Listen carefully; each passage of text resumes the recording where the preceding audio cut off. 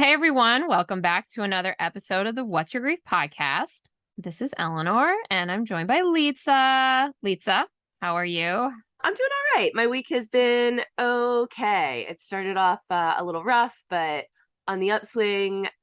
I think that probably the highlight was that I took part in this meeting with some other grief experts. It was a sort of a brainstorming meeting.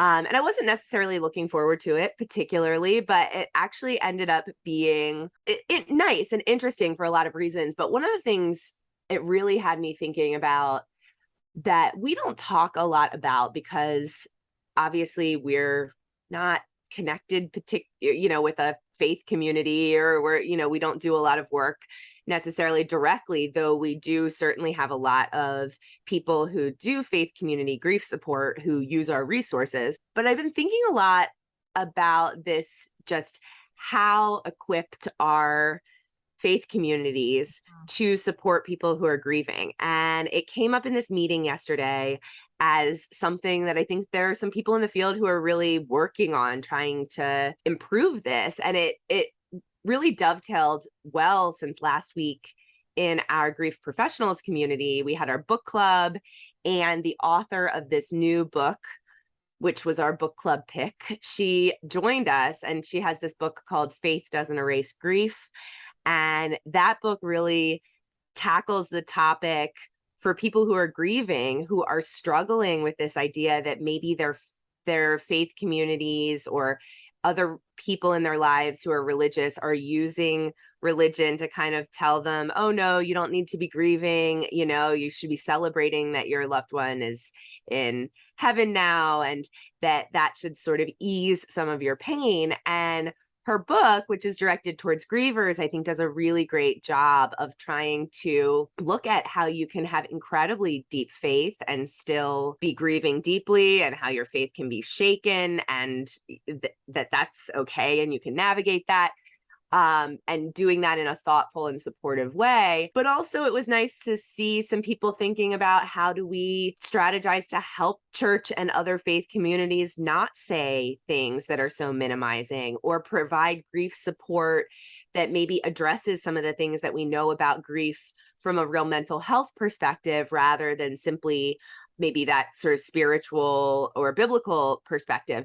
And yeah, I think that's just been really nice to see. It's kind of been a highlight of my week, knowing that there are people that are thinking about this and working on it, and really trying to create something that will help people who are grieving. Yeah, I agree. I think that book club discussion was great. And it's obviously a very important topic. Like many other experiences with people in grief, your faith community, it follows some similar patterns. You turn to them for help and support in times of hardship, and quite often they're really good at responding to that.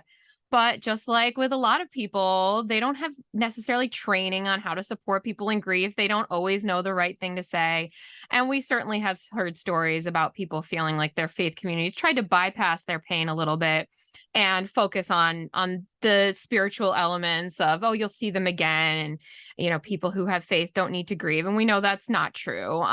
So I do think that can be, it's really good to know that there are resources being developed just to help everybody be a little bit better. And what we do know is that a person's faith can be an incredible resource, an important part of their framework, and an incredible tool when they're grieving. But it's also, just like, again, a lot of other things that are really significant and important to us and that we value in life. One of the things that can be really shaken after experiencing loss and requires a little bit of reconciling at times. So it is good to know that there are new resources out there. And if you have a resource, know a resource, want to share a resource, please do with us, because we're always looking to make sure we have catalogs and libraries of resources that we can help refer people to for their particular needs. So I also, Lisa, you wrote kind of a long form article for us on What's Your Grief this week. I feel like it's been a while since we've done a more long form explainer type of article. And it's on a topic that it's one of those topics that is really odd that we didn't cover like in the first couple of years here at What's Your Grief. Yeah. forever, for whatever reason, we just kept not addressing it. And so finally you wrote an article on it. And it's a topic I think is really important. And so I think if you don't mind, how about we talk about it a little bit today? Yes. Yeah. I mean, I felt like it was good to talk about because it's funny. This is one of those topics that part of the reason I think that we haven't talked about it, so written like long form about it sooner, is that it does sort of bleed into a lot of other topics, like it, or a lot of other things. Like it has a lot of overlap. And that's true with a lot of things in grief, is that there's overlap. But what I wrote about was about non-finite grief. And non-finite grief, all of a sudden, when you start talking about it, it really seeps into bereavement, just kind of standard death, bereavement grief, and ambiguous loss, and chronic sorrow, and these other topics. And so I think it felt a little bit big, and that is why it did end up being a slightly long form post. And there really was actually a whole third chunk of it that I cut out, and is probably going to be its own post. So it is a big topic, and it's one it's funny. I know that like you and I have talked about this, where you've been like, why do I have a hard time wrapping my head around this one sometimes, around non-finite grief and where it fits with things? And I do think it's because it is it's broad in a lot of ways. And the definition of non-finite grief, you see a couple of different ones, but it really is just that idea of the grief that we experience when the life that we're living doesn't match up with the life that we expected to be living, or kind of the ideal life that we feel like should have been or could have been. Yeah. Which is kind of a big umbrella. Yeah. Well, I think that absolutely makes sense to me. And I can think of multiple instances in my own life, multiple instances in the lives of people who I love and know. I think what I struggle to wrap my head around is the fact that this feels very similar to another concept out there that I wonder if you would explain that concept as well, which is chronic sorrow. Yes. So I think, first of all, I think that it is helpful to think of these as like to picture a Venn diagram, and remember that when you look at non-finite grief and chronic sorrow, that there is a big overlap in the Venn diagram. And that's part of why I think that it's confusing, is that I know in my brain, I'm like, let me tease them out as two separate concepts. Right. And they really, and I mean, both of them people have been writing about and talking about for a while. But I think that chronic sorrow piece is really identity focused. And so whereas non-finite loss is kind of any experience where life doesn't match up with our expectations. So if I always imagined that I would have a particular type of career, or I would definitely have kids, or I would definitely be partnered long-term, be married, and something happens, the way my life unfolds, I never end up finding a long-term partner, or I don't end up in this career that I always thought that I would be in. That in those ways, I'm sort of grieving this life, this idealized life that I had imagined.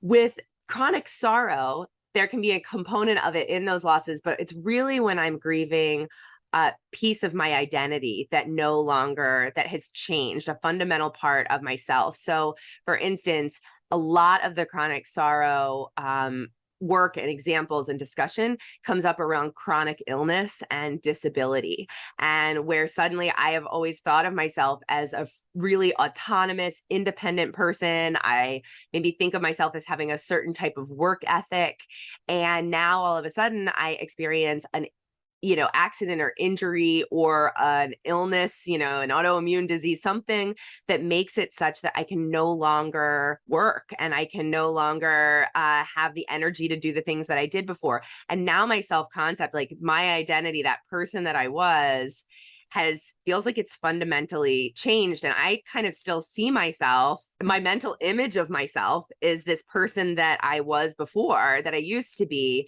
And now I'm feeling this constant dissonance between who I am now and my self-concept and that person that I used to be. So I think that, and chronic sorrow does also talk about how it can be related to another person's identity. So the same thing could be true of like my partner. If suddenly my partner goes through, something, and there's an identity change, and then my kind of our relational identity changes, and now suddenly I have this concept of who they were or who we were, and now that has changed.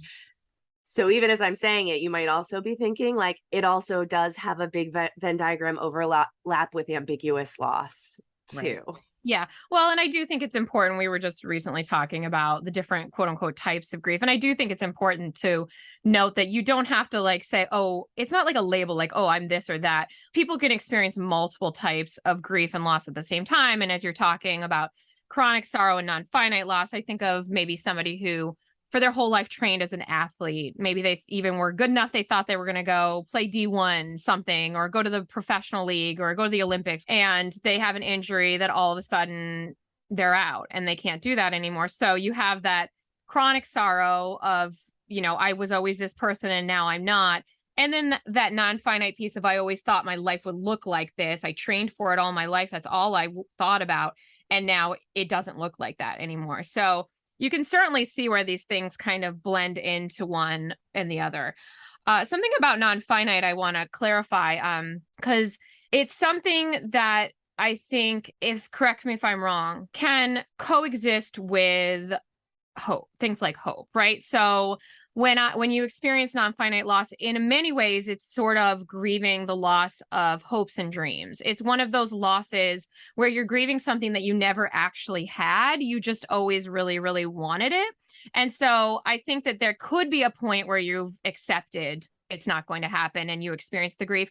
But I also think leading up to that, or maybe prior to ever accepting, or maybe you never do, there's probably that push and pull of, well, I'm still hopeful, but at the same time, I'm constantly grieving that I don't have the life or whatever experience that I wanted. Would you say that's true? Oh, yeah, I think that's absolutely true. And I think it's one of the reasons that sometimes people feel like there's a component of it that is like, how can I grieve something I never had? And I think sort of the thing that's helpful to remember is, though we might not have ever had what we imagined in our hope, we did have the hope. We did have the picture in our mind, and that is a real thing in some way. Like that is something to lose. And so it is, we create with these hopes and dreams and ideals. And what they sort of talk about in non-finite loss too is that many times those are things that are associated with real values, where we've created these hopes because we think this is what's going to bring happiness, and this is what's going to bring joy to my life, and this is what's going to bring meaning to my life. And sometimes within that, we also have ideas that like the alternative then is destined to not be meaningful or not be hopeful or not be joyful. And sometimes some of that real work we have to do in non-finite loss and in recognizing that life is playing out differently is to realize, oh, we can still have hope and meaning and joy in this different future, this different life that's different than the life that we imagined. But sometimes we really have to take some time to realize it can look different and it can still be good.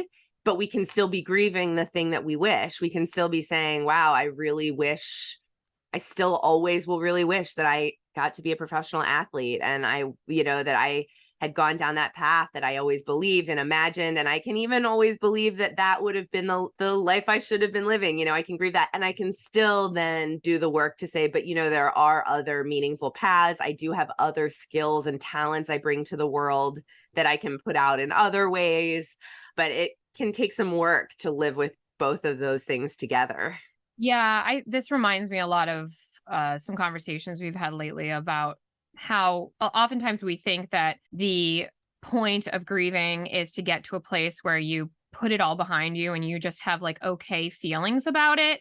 And this one in particular, this type of loss and grief in particular, I really do see as something that it just exists. And it's not true for everybody, but I can think of many instances in which a person might have a perfectly fulfilling life, but at the same time feel that grief for what might have been. That's basically what you just said. But I do think it's important to really highlight that and say it's common for people to feel a little bit of guilt about that, even though it's perfectly normal, fine, okay to have those wishes and grieve the loss of those things. There are more than one path to being okay and being happy, but that doesn't mean we won't feel a little bit of sadness and loss about the things that we really highly valued and didn't get to achieve or have in life. Yeah. And I think that it's being able to say, I can feel both things. I can truly enjoy this life I'm living and appreciate it. And I can still feel sadness. I think about this idea a lot, even when it's not specific to a life that I was set on or imagined, but just that like there are so many amazing lives worth living. Like there's so many amazing things that we could do. And I think sometimes when we take a step back and we look at that, we say, well, in order to have this life that I have right now, it always means that I had to give something else up and I had to, there's some other path that I'm not on. It's, I think, especially hard when it was a specific path. And, if we made decisions, I think there's a lot of times you look at people who maybe made really conscious decisions to say, maybe I decided not to have kids because I was going to focus on my career, or I had maybe other family members I needed to be a caregiver for, and I didn't think I had the bandwidth to also care for children at that same time in my life. And even when we make those conscious decisions that we know are the right thing for the path that we're on, we can still grieve the fact that there could have been this other alternative life, even when we maybe love the path that we're living. Yeah, I kind of wonder if there's any correlation or any research out there about whether as we get older and maybe retire and are in kind of an older age, if we're more prone to feel that non-finite loss, even looking back in retrospect. Like I certainly can think of all the reasons why somebody might feel it in the moment. Like I really want to be a mother, but I'm struggling with infertility and miscarriages. And that is just such a painful, excruciating experience. And the grief that's involved in that is so immense in the moment. I do also wonder if there's an element of this, if people are, like you said, kind of later in life, looking back and saying, gosh, I wish I had the opportunity to have certain things that I didn't have. I think it definitely happens as you age in a lot of ways, and again, it might be more general than specific, but I think even sometimes you hear people joke, right, even before retirement age, of all of a sudden you're in middle age and you're like, oh, I guess I'm going to finally have to give up that dream that I was going to become a professional hockey player, or that I was going to become you suddenly start to realize, as you see that your time is getting more and more limited, that maybe paths you thought you would have time to explore, if you haven't explored them, you start to feel that. And again, it's never too late. I don't want to send any messages like I think at any time, but I do think that people start to feel that a bit more, or go back and revisit. I think sometimes at moments in life where people are feeling unhappy about certain things, if they're in a moment in a job where they've become miserable and suddenly they're going back and revisiting, wow, if I had just made this other decision, and they go back and do some of that hindsight bias counterfactual thinking, I should have studied something else in college, or a relationship, and suddenly you're nostalgically thinking back to your like high school boyfriend because you're unhappy in this current moment that you're in, and you're suddenly revisiting these other possible realities and these if onlys.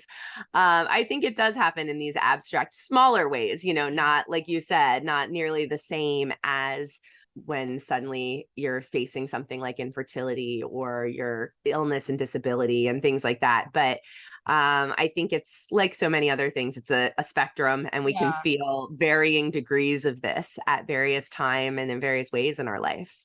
So I think like we've established that this is a very normal experience and that there are a lot of complicated emotions that may just exist. But I do think that it's important to note that sometimes non-finite grief can cause people so much grief that it's really impacting them and their ability to live the lives they want to live, or to really feel fulfilled and feel that they have value, purpose, okayness, things like that.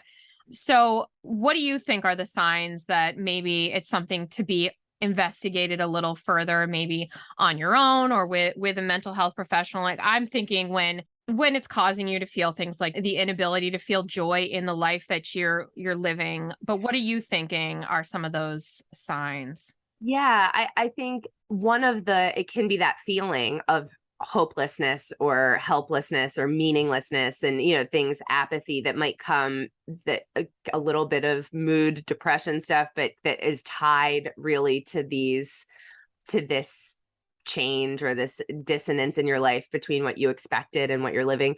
But I think listening to your thoughts around that too, because I think some of the thoughts that underlie this that can be important to investigate for yourself and possibly with a therapist or on your own in different ways are those kind of black and white thinking of, if my life can't be this, Yeah. then there's no chance that I will be able to find joy or meaning or purpose. Without having children, it's impossible to have a meaningful life without, me being able to fulfill that career as a professional athlete, or that, without finishing college like I always imagined I was going to, because I had to withdraw because of money or to be a caregiver, I'm never going to be able to have the successful life, the fulfilling life that I imagined. That what we want is not to say, oh, you need to positive think your way out of this and say, oh no, it's still going to be great and wonderful and perfect, but rather to say, no, I can hold these two things. I can say that I will always grieve this significant thing that I've lost and that I hoped for, but that I can also be able to think about how to create some sense of purpose and some sense of meaning. And when we're in that space in our minds where we have just decided that there is no way, I think that can be a really important space to say, oh, you know what, like, this is the kind of thinking that really does, research shows us, like, that's the kind of thinking that does make us more likely to experience depression, and to have something like this derail things a little bit. And it can be the difference between it being derailed for a little while and then, you finding ways to cope again, or it being derailed for a long while and really keeping your mental health in a bad place for a long time. So I think that is part of it, when those things all kind of come together. Right. Yeah. I think that's, in grief in general, right? Like, the life, no matter whether it's a death loss, a like, the life that you thought you were going to have is forever altered by that loss. And so I feel like it's one of the most challenging things to have to do, but it is ultimately, I guess, what we're having to work towards, is being able to find a life that still feels fulfilling, or whatever word you want to use, in spite of the fact that it's not the life we pictured or thought we were going to have.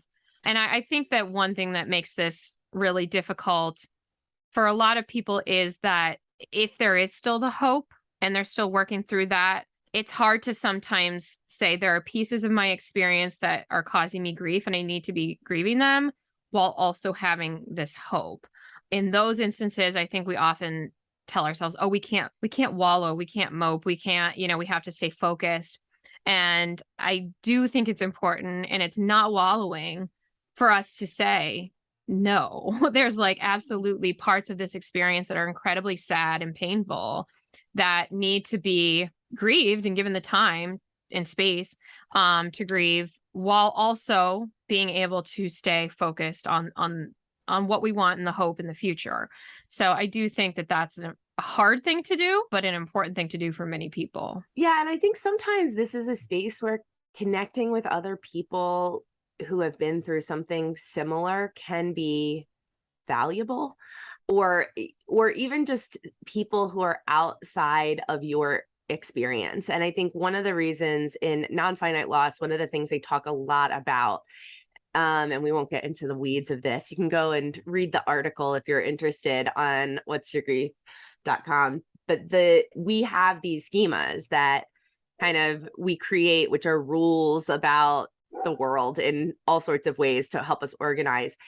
And a lot of those come through what we have been exposed to, and we shape some of those rules, but by what we've learned, what we've seen. And so oftentimes one of the things that can make non-finite grief even harder is if we've created a rule for ourselves, a schema of, I have to be, married and kind of traditionally partner, never get divorced and have children. And in order to have a fulfilling life, if I have that schema, and if part of that is because everyone that I knew, most of my growing up, everybody, my friends' parents, my parents' friends, were kind of married, never divorced, had kids. And I didn't have a model for what does it look like for someone maybe to be non-partnered or to be, divorced and happy, or to not have children and to be happy with that. And, not necessarily, again, because they decided not to have children, but that there are people who sometimes I think of, my friend Chris, who died last year. And when she found out when they found out they weren't going to be able to have biological kids, it was really, really devastating. And they considered their other options of adoption and things like that. And ultimately what they decided to do was they sold their house, they quit their jobs, and they bought a boat and spent the next 20 years living on a boat, and sort of said, if we're not going to have this life we imagined, in this house with the white picket fence that we bought thinking we'd create a family, we're going to create this new, totally different life that wouldn't have been possible if we had had children, but that now is exciting in a new way. And if you never had a model for that, if you never had someone where you saw that allowed you to create a schema that says, oh, wait, people can have meaningful lives that don't look like this, it just looks different, then it can be a lot harder for us to imagine our own future as different, but still meaningful and purposeful. And so seeking that out can be good. It can be saying, like, wait a second, let me see if I am the athlete who always thought I'd go, there are other people where injuries have derailed their career. If I am the person who always believed that I would be able to work, and now I'm experiencing, chronic health issues that are causing me to not work, how do I connect with communities of people online who've probably felt this loss, or in person, so that I can connect with other people and see how they've started to rebuild a different type of life after a loss like this. And that can help us to open up possibilities. Yeah, I think that's really important. But it also makes me think about how much secondary loss is associated with non-finite. Like, I feel like when we're living a life that we think is in service of getting to a certain endpoint, it's like needing the last word of the sentence to make the sentence make sense. And then without that last word, nothing that precedes it makes sense anymore. And so you're doing all these things, you've lived all this life, but for what? Those things were in service of something totally different. And so I imagine there's a giant domino effect of loss when somebody does feel like they really do need to switch paths in a really significant way. Or maybe that the communities that you were a part of no longer make sense for you, and your entire day to day maybe looks different. And so, I mean, it's not always that way, but I can think of examples of when it is. Like, you just gave a good example of that. I mean, so I think that there's probably an immense amount of secondary loss associated with this. I do think relationships are a big part of it for a lot of reasons that is probably another podcast. So, but I do think that that's an important piece in many ways, much bigger than that one non-finite primary loss. Oh, absolutely. And I think there's so many, part of it is recognizing all that ripple effect and grieving that each piece of that, being able to look at each piece of that and acknowledge that and create space for that. And then, be able, as things move forward, to look at how to recognize, as your life moves forward, that you can also recognize the things that might not have been possible if you had been on that other path that you always wanted, that you inevitably, life is often this series of losing things and gaining things. And, even in grief, when we think about how many people talk about after a death related loss, of feeling like certain friendships really took a hit and suffered, and other friendships strengthened, or you met new people that you never would have met before in a widow support group, or, and you value those friendships. And, it's often being able to really do a full inventory of everything you've lost, the primary and secondary losses, and also being open to acknowledging the things that are in this new life that you value, even if you'd trade it for the old one, to kind of be able to see all of that. Well, big topic. And if you want to learn more about this, as Lisa said, head to whatsyourgrief.com, where we just wrote a very lengthy and thorough article on this. And there may be a follow-up coming. So check it out. There's also some books you can read about this that we link to. So if you want to go even further, you can take that step as well. So with that, I guess we're going to wrap up for today and say thank you to everybody for joining us. Again, our website is www.whatsyourgrief.com. Our new book that was just out at the end of September is called What's Your Grief? List to help you through any loss. And we also have some communities that are open for people to join. We will link to those below. One is for people who are grieving, and one is for grief professionals.